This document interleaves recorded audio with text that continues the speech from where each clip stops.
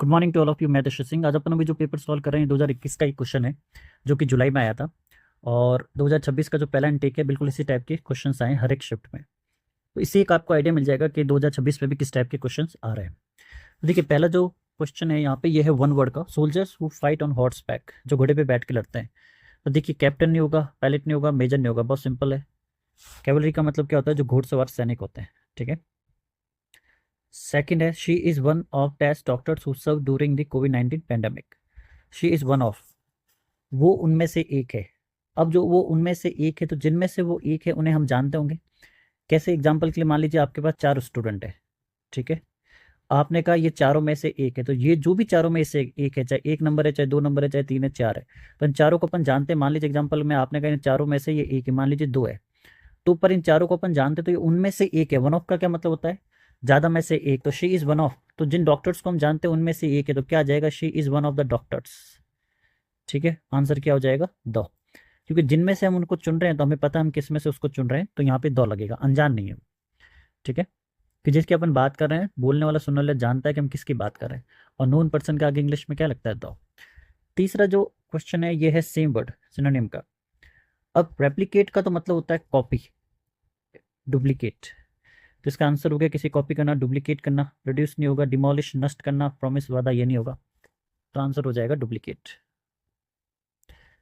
One of my friend dash the owner of the house, one of my friends, one of my friends is, ठीक है। देखिए, एक subject होता है, एक फॉर्मूला होता है, सब्जेक्ट वन, उसके बाद आता है ऑफ, और उसके बाद आता है सब्जेक्ट टू। तो यहाँ पे जो वर्ब आती है वो डिपेंड करती है सब्जेक्ट वन पे, उसका टू से कोई कनेक्शन नहीं होता।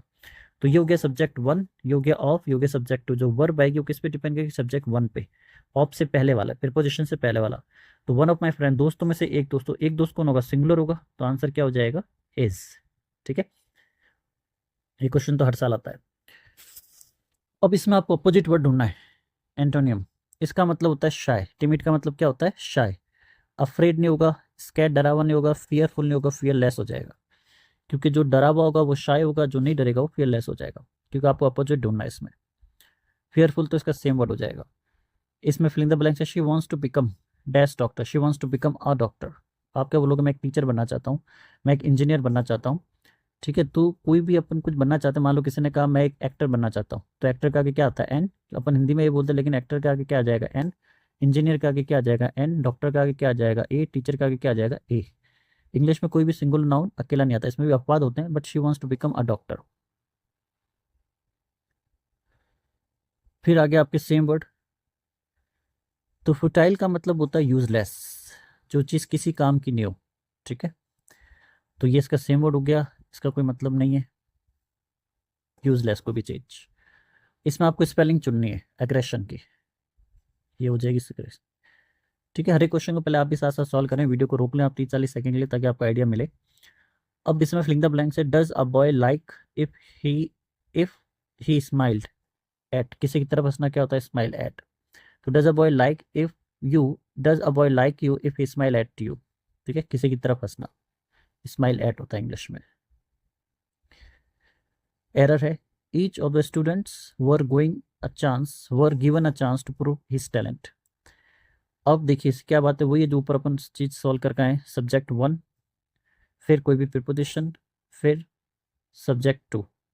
तो यहाँ पे जो भी वर्ब आती है वो सब्जेक्ट वन पे डिपेंड करती है, सब्जेक्ट टू से उसका कोई कनेक्शन नहीं होता। तो सब्जेक्ट वन ईच है इसके लिए, और ईच इंग्लिश में कौन है? सिंगुलर, ठीक है। तो वर्ब की जगह क्या आ जाएगा? वॉज, और एरो हो जाएगा फर्स्ट में। ईच सिंगुलर होता है, each, everyone, someone, no one, nobody, somebody, neither, either, ठीक है, नाइदर, ये सब कौन होता है? इंग्लिश में सिंगुलर होता है। Choose the option that it is in the indirect form of the sentence. Deepak said to me I shall come to the office tomorrow, Deepak ने मुझे कहा था कि मुझे कल ऑफिस आना है। अब देखिए, शैल का जो पास्ट, शैल को अपन जब यूज करते हैं इनडायरेक्ट स्पीच में, तो अपन वुड या शुड लगाते हैं। शुड तो कब लगाते हैं? सलाह के केस में। वुड कब लगाते हैं? जब शैल विल का काम करता है। तो यूके इंग्लिश में आई और वी के साथ क्या यूज होता है? शैल। मॉडर्न इंग्लिश में अब सब विल ही लगाते हैं, लेकिन यूके में भी जो पुराने टाइप के बच्चे लोग हैं, जो एक्चुअली जो पुरानी चीज़ों को फॉलो करते हैं, वो आई और वी के साथ शैल लगाते हैं, ठीक है, जब किसी की संभावना कम होती है। चलो ये लंबी कहानी, लेकिन आप इतना याद रख लो, आई और वी के साथ विल की जगह शैल यूज कर सकते हो, ये सलाह नहीं है। यहाँ पे जो शैल है विल का ही काम कर रहा है, आप इसे विल ही मान के चलिए। तो विल का पास्ट कौन हो जाएगा, वुड। तो एक तो सेड टू मी का क्या हो जाएगा, टोल्ड मी। ठीक है, सेड टू मी का क्या हो जाता है, टोल्ड मी। से टू मी का क्या हो जाता है, टेल मी। शैल का वुड हो गया। अब दीपक सेड, दीपक ने अपना आपको आई बोला होगा, लेकिन वो यहाँ पे क्या बोलेगा, ही। ऑप्शन से पहले आप चुन लीजिए, एक तो टोल्ड मी देखना है, ही ढूंढना है, और वुड ढूंढना है अपन को। टुमारो का हो जाएगा नेक्स्ट डे। ठीक है, तो Deepak told me that he would come to the office next day, बिल्कुल सही लग रहा है फिलहाल, लेकिन सारे ऑप्शन चेक करेंगे, क्योंकि छोटी छोटी अपन गुलतियां ढूंढनी। दीपक टोल्ड मी दैट शुड नहीं आएगा यहाँ पे, क्योंकि सलाह नहीं मांग रहा, ये आपको विल की तरह यूज करना है। दीपक टोल्ड मी दैट, शेल का शेल नहीं आएगा, विल नहीं आएगा, तो आंसर क्या हो जाएगा, ये।